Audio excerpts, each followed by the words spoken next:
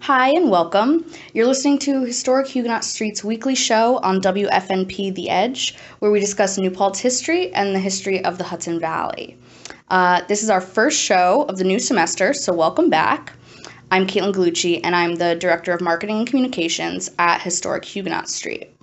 Since this is our first show in a few months, and for those of you who may be tuning in for the first time, I'll provide a bit of a recap on what Historic Huguenot Street is, what it does, and why it's important, and we'll be talking about some upcoming events. Historic Huguenot Street is a nonprofit 10-acre National Historic Landmark District dedicated to preserving historic buildings, artifacts, and manuscripts, and promoting the stories of the Huguenot Street families who founded New Paltz. For those who don't know, New Paltz was founded in 1677 by a group of French Huguenot families who were fleeing religious persecution as Protestants in their native France during the French Wars of Religion. When they first left France, they first settled in a Protestant region of Germany called Die Pfalz, before ultimately coming to North America and what was at the time the Dutch colony of New Netherland. The Dutch were well known for their religious tolerance, and the Huguenot families initially settled in the town of Wiltwyck, which is today's Kingston. But ultimately, they wanted a community of their own, so they arranged the purchase of 30,000 acres of land from the local Esopus Munsey sachems and received a land patent confirming it in 1677 from the new English governor of New York, Sir Edmund Andros. So if you're keeping track, that means that this year is the 340th anniversary of that original land agreement. Reminiscent of their time in the German region of Die Pfalz, they named their community New Paltz. Huguenot Street in New Paltz is the site of the original settlement. Last year, the site's regular guided tours were updated to include more information about that early settlement, including the original Esopus Munsey inhabitants and the enslaved Africans the Huguenots brought to New Paltz.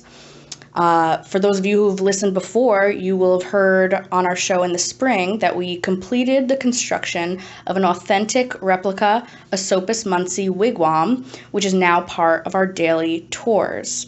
We've also expanded on our interpretation of Northern slavery in a cellar kitchen, one of the spaces that would have been inhabited by enslaved Africans. Over the summer, we hosted our second overnight visit with the Slave Dwelling Project, a nonprofit organization dedicated to identifying and assisting property owners, government agencies, and organizations in preserving our country's surviving slave dwellings. This year, we invited writers from TMI Project, an organization that seeks to raise awareness of and inspire people to take action around issues of inequality and injustice through authentic storytelling. Tonight, I am joined by Huguenot Street's Director of Public Programming, Kara Gaffken, who can tell us a bit more about this collaboration and our upcoming event with TMI Project. Hi, Kara. Hi, Kaitlin. Thanks for having me back. Sure, thanks for being here. So can you tell us a little bit about the overnight program that took place in June? Sure. So we were really excited about this year's overnight, and from my memory, I believe that we are the one of two historic sites in what's considered would have been a northern state in the colonial period, especially during the time of the Civil War. Only the second historic site to have had the slave dwelling project here for a second overnight stay. Right. So that was really exciting for us. It sort of helps us, stand apart from the other historic sites who may have only had one visit with them. And so it was great to have Terry James back. He was a part of the first overnight stay, and he's the individual from the Slave Dwelling Project who came back this June.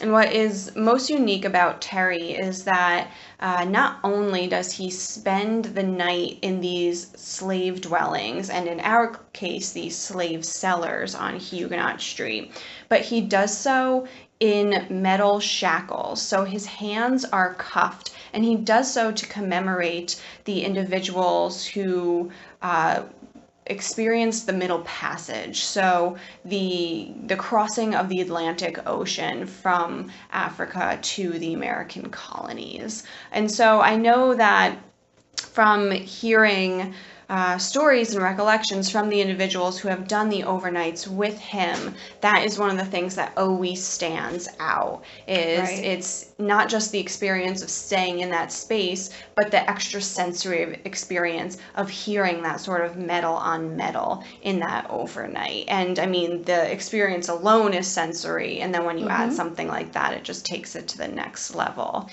So this year for his overnight, as you had mentioned, the participants were specifically writers from the TMI project. So not only was this sort of a one-on-one partnership with nonprofits, but it was sort of a multi-layered partnership. It was Historic Huguenot Street, the Slave Dwelling Project, and TMI project. And something that, one of the reasons that we knew we wanted to partner with the TMI project was something that we thought we had sort of missed out on last year is we had these wonderful, amazing participants experience the overnight, and then the overnight kind of just went away and people forgot about it. Whereas with these participants, they are very well respected, and you can call them leaders in the field of helping individuals create these monologues about their experiences and their life and their situations. And so that's exactly what they have been doing, is they came for the overnight, and both immediately prior to sleeping in a slave cellar and immediately following sleeping in a slave cellar, they have been participating in a number of writing workshops to help sort of get out the feelings and the thoughts and the impact that this experience has had on them. And those performances, or those monologues, will be performed actually coming up this month, which we are very, very excited about. Yeah, definitely. So that event is called Reclaiming Our Time, and it's coming up next Saturday, September 16th. So can you tell me a little bit about what people will expect to see at this? I understand it as being like kind of a culmination of these, this series of writing workshops. Exactly. So I have had the pleasure of working directly with Eva Tenuto, who is the executive director of the TMI project, and she has given me a little bit of secret insight as to sort of how the night will play out and how the monologues have transformed over time. But what seems to have happened is, surprisingly, every single participant has focused on a very unique piece in regards to their own experience within the overnight. So everyone has decided to focus on something different. And what was really interesting about the overnight this year, I should add, is that prior to spending the evening in the cellar space, we had a larger public program which was called Juneteenth, a celebration of African culture, music, and cuisine. That's right. And so all these individuals, including folks from the general public, got to experience a lot of where the sort of these comfort foods that we all know and love today. Well, in fact, many of them come from not just the South, but actually the culture of the enslaved people. And so we got to learn about where these foods came from, and we worked with a wonderful local African drumming group, which was fantastic. We had the music playing into it. We worked with Kim Harris, who is a wonderful, well-known performer who's actually from the area originally, who did songs of freedom and very beautifully sort of sent our overnight participants on their way and wished them luck through song, and it was really beautiful. But what's happening is that some of the overnight participants are focusing on that experience, that Juneteenth celebration, and almost having a juxtaposition with that dark, dank cellar space. I see. Yeah. Yeah, and so it's not just about I slept in a cellar and this is how I felt, or this is how it impacted me. But it was a whole sort of 24 hours of what different people got out of different aspects of that experience. Yeah. So it's going to be really interesting. I can see that kind of comparison in that, you know, the event that day was a celebration of African culture, and it was really like joyful, you know, experience. Right. And then with doing the overnight was another type of experience related to their culture that was, you know, not a celebration, not joyful. But it's interesting because they still, though, you know, they just showed two different sides of, you know, two things that are both very real. Exactly. And the reason Juneteenth is something to celebrate is because it marks the day post-Civil War where it was the last town, Galveston, Texas, that Union soldiers marched into and said, all the enslaved Africans are freed. And it was sort of the very last place where people were still like holding on to the fact that, no, we're going to keep these individuals captive. And so it was the very last individuals who were freed. And it's been a celebration that's been celebrated nationally since. Yeah. Great. So that event, again, Reclaiming Our Time, is on Saturday, September 16th at 7:30 p.m. It is taking place on Huguenot Street at the Reformed Church of New Paltz, which is at 92 Huguenot Street. Tickets are $10, and you can get them online at huguenotstreet.org/TMI. Also, if you go to that webpage, you can learn a little bit more about the event, and also see a video we produced that has interviews with a number of the writers beforehand, kind of reflecting on their experience. And so I think there's another opportunity for tickets as well, right? There is, actually. We should mention the fact that we've been working not only with this sort of three-tiered partnership, you know, Historic Huguenot Street, Slave Dwelling Project, and TMI Project, but we have a number of community sponsors and supporters of this event. The Reformed Church of New Paltz is, of course, one of them, which is, you know, providing us with the venue and has been incredibly supportive of these experiences. In fact, Pastor Mark Mast from that church participated in the first overnight we ever did with the Slave Dwelling Project last year.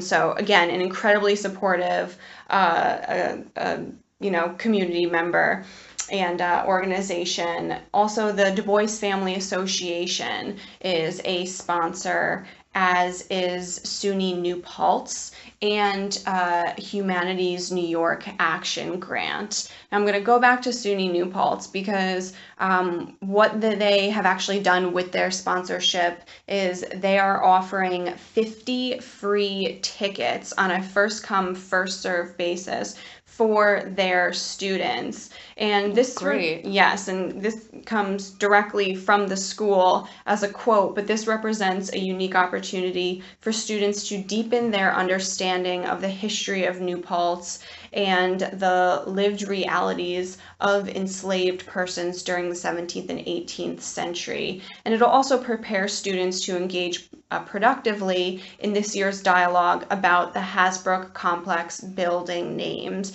as announced by President Donald P. Christian on August 31st. That's right. So anyone within the New Paltz community, and I'm sure beyond, is aware of the conversations that are currently being had regarding the building names on the SUNY New Paltz campus. And Historic Huguenot Street is absolutely open to those conversations. Many of the buildings are named after the Huguenot families. So that, you know, there's Hasbrook, there's Du Bois, and so on and so forth. And yes, these founding families of New Paltz were in fact slave owners, and you know, the understanding is there, and we think that having these tickets available to students is absolutely a fantastic opportunity and a way to begin some of these discussions about the names of the buildings. So if anyone is interested in those tickets, you can get them at the Welcome Center on campus, and as far as I've been told, you just got to write your name down, and there's 50 of them there to go. Whoever wants them first. That's awesome. Great. Yeah. No, that's really great to hear, because I definitely think it's something that students could be, you know, it could be really good for them. Yeah. I mean, it definitely could be really good for everyone. Absolutely. It is going to be an incredibly moving, emotional evening. I truly believe. And if anyone is interested in what else the TMI Project has done, definitely just Google them, visit their website. They have a number of videos of some of these live performances online. And I remember when we were just in the beginning stages of researching what is this organization, what do they do, will they work with us and our mission and what we're looking for. And I remember getting to this website and watching some of these performances and being incredibly emotional, because it's like you're opening these individuals' diaries, and some of these people have gone through things that I truly hope to never experience in my lifetime. Everything from drug addiction to attempted suicide to racism, class issues, all across the board. Sure. And what really struck us in regards to TMI Project is just this past year, in March of 2017, they launched their initiative, which was #BlackStoriesMatter.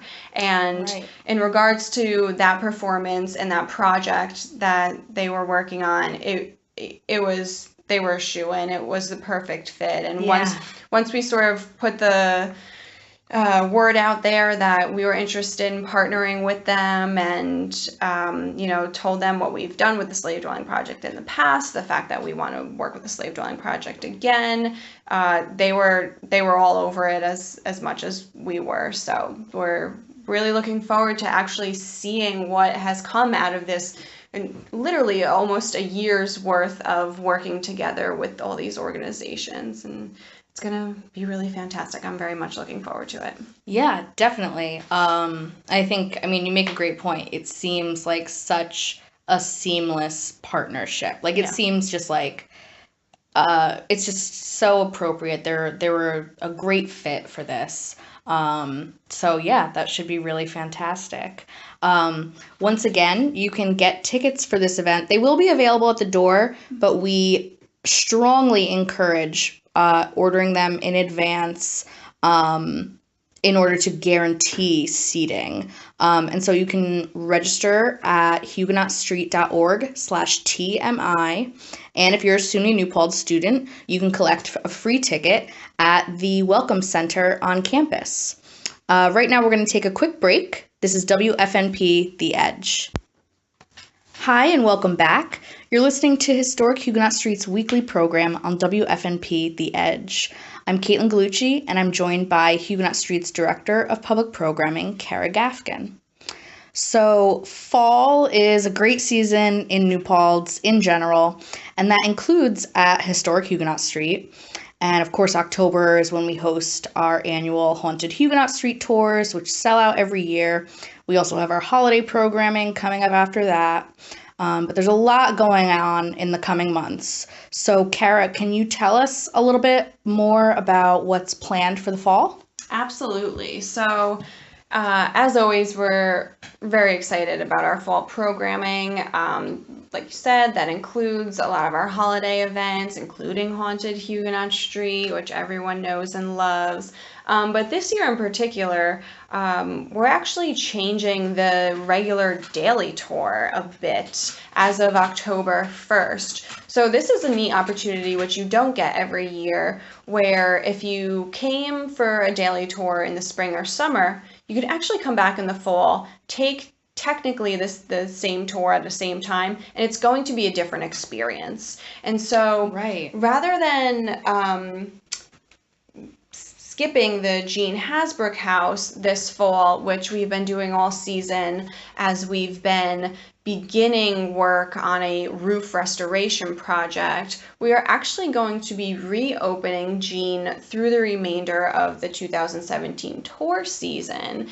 And by having that structure closed through the spring and summer, it has actually allowed the organization to reimagine the space in that home. So rather than seeing that sort of standard historic house museum that we all know and love and are very used to, the organization actually said, what else can we do here that we haven't done before?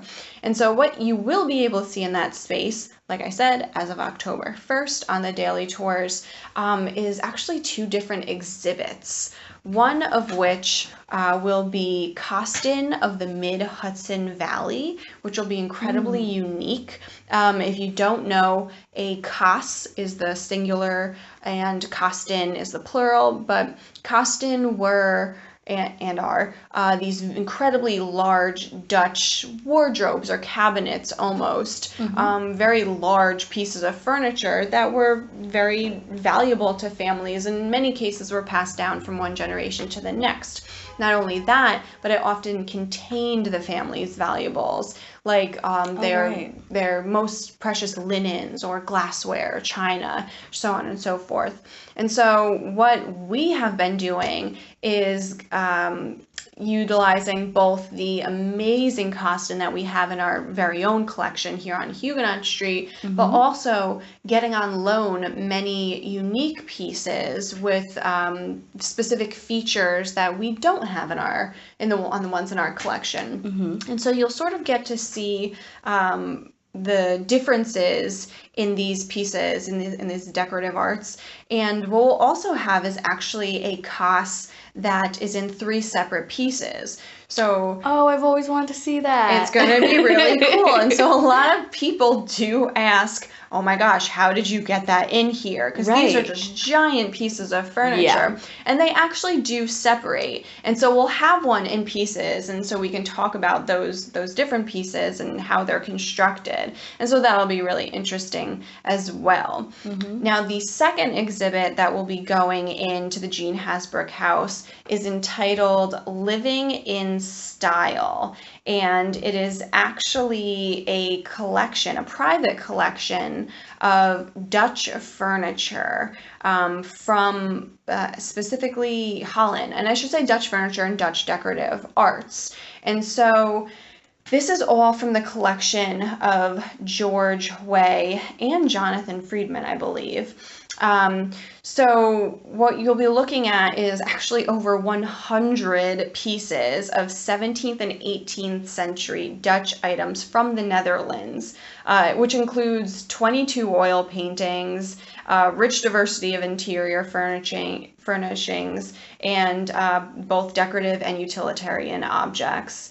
And it is incredibly impressive. There's some really cool stuff in there. Yes. And some of those paintings are really amazing too. They are, and they're so beautiful. There's a painting of kids playing a Dutch game, which I think was called Skittles, which is hysterical. And there's a painting of a cow and individuals in a tavern, and several tavern scenes. Yes, several tavern scenes. Unlike the Huguenots, the Dutch were a little bit more liberal, so they enjoyed celebratory, feasting and drinking and things like that. No, they're so funny. But what is really sort of evolving with these 2 exhibits going on in the Jean House is that, on Huguenot Street, we talk so often about how the Dutch impacted the American colonies and the Hudson River Valley. We see that in all of our historic homes. I mean, the architecture of the homes themselves is very Dutch in style,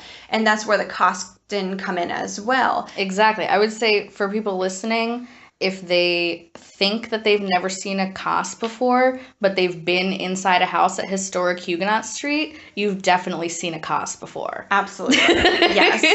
You can't miss them. They're in like every house. Yes. So not only will we be discussing how the Dutch influenced the American colonies, but with the Dutch Room and the exhibit Living in Style, we're also exploring how the American colonies impacted the Dutch. So from colonizing these areas, all the amazing resources that they were selling, bringing back to Europe, and so on and so forth, you did see a boom in the economy, and you can see it with some of these objects that you would have found in sort of these wealthier households in the Netherlands, and it's really impressive. There's beautiful Delft tiles, and in fact, our Director of Curatorial and Preservation Affairs, Josephine Bloodgood, has also worked very hard on, I believe it's a 60-page catalog. It's beautiful. It is stunning in regards to this exhibit, which will be available for purchase in our museum shop once the exhibit opens as well. So that's... I'm going to have her sign it. Oh, yes. Okay. So that is just the tip of the iceberg in regards to what we have going on this fall. I mean, that's literally just talking about the changes in the regular tours that go out every single day. But of course, we do have a number of other programs as well. We'll be completing our In Her Words Women's History Tour. That's right. The second to last one is actually this Sunday. And then the final one will be taking place in October, Sunday, October 8th. And so we're both sad, but that's been a really great program. And, and we're hoping to utilize it in other ways as well. So stay tuned in 2018 for that. Yeah, people seem to have really enjoyed it. It was really fantastic. It was really well received. So we definitely are planning on bringing it back. But we've got those two tours taking place. We're also going to be doing special tours of those two special exhibits. So Living in Style with George Way, the collector. There's going to be two separate opportunities for that, which registration is already open. You can register for those tours on our website. For the first one. Exactly. And the Kaitlin will get their own special tours with Sanford Levy, who's the vice chair of our board and owner of Jenkinstown Antiques, and is probably the most knowledgeable individual I have ever met in regards to decorative arts and antiques. He's just a wealth of knowledge and so fantastic and generous. Hudson Valley Kaitlin expert. Oh, absolutely. Truly. Yeah. And so those opportunities are also listed on our website. So if you're interested in that, definitely check them out. And like I said, we're just sort of... it's the tip of the iceberg, Haunted Huguenot Street. You can already register for that. You've only covered, like the upcoming 30 days. I know. I mean, that's where we're at right now. I know. We're also going to be doing a special talk and tasting of the new Huguenot hard cider in November with Tim Dressel. And so I could probably go on and on about that and all the other amazing things. Give you a whole show for it. I swear. Yes. Great. We'll have to have Tim on. Yeah, that would be great. So that's awesome. Thank you so much for joining me. There's so many cool things coming up. And you can find more information about any of those events that we discussed at huguenotstreet.org. So we're wrapping up now, but listeners can tune in every Thursday at 7:30 p.m. for the rest of the semester at WFNP.org or 88.7 FM to hear more from us at Historic Huguenot Street. You can also follow us on social media to stay informed on what's happening on the street. And if you ever want to catch up on any of our past radio shows, they're all available on our YouTube channel. Thanks for listening.